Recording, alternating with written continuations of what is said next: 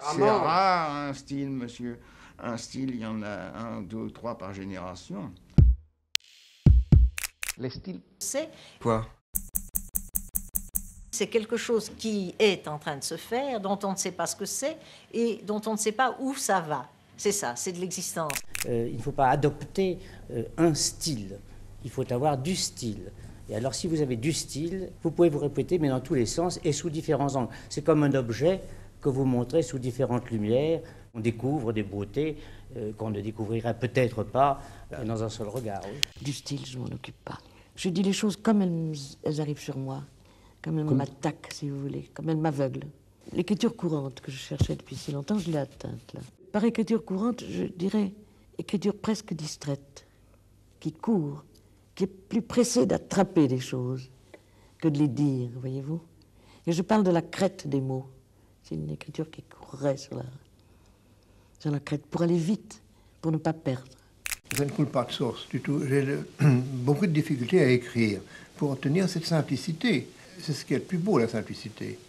Quand je me trouve ici, là, à cette table, avec rien dans la tête, rien à dire, et la page blanche, puis il faut que quelque chose se passe, il faut qu'il y ait quelque chose.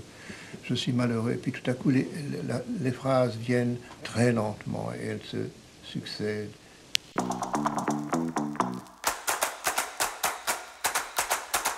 Les valeurs de la sensibilité et de la sensualité, les images, les couleurs, les rythmes sont la matière essentielle de la poésie négro-africaine.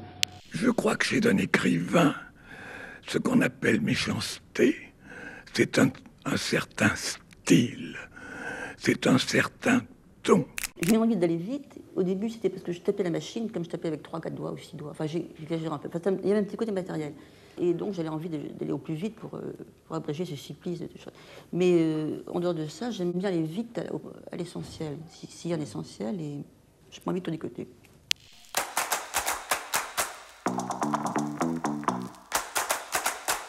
Je fais des choses qui partent un peu dans tous les sens. Et j'essaye quand même que ça puisse être intéressant à lire. Quand j'écrivais Le deuxième sexe, je ne me souciais pas tellement de la manière dont c'était écrit.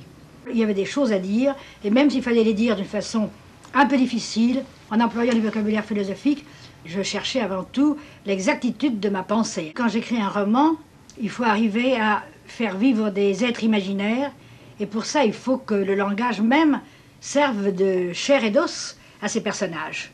L'imagination, tu ne peux pas la contrôler, c'est elle qui s'impose à toi.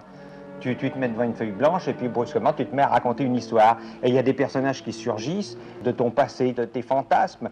Et alors tu te mets à tartiner et puis ces gars prennent corps, et ils ont un sang, ils ont une gueule, ils font des choses qui t'épatent toi-même.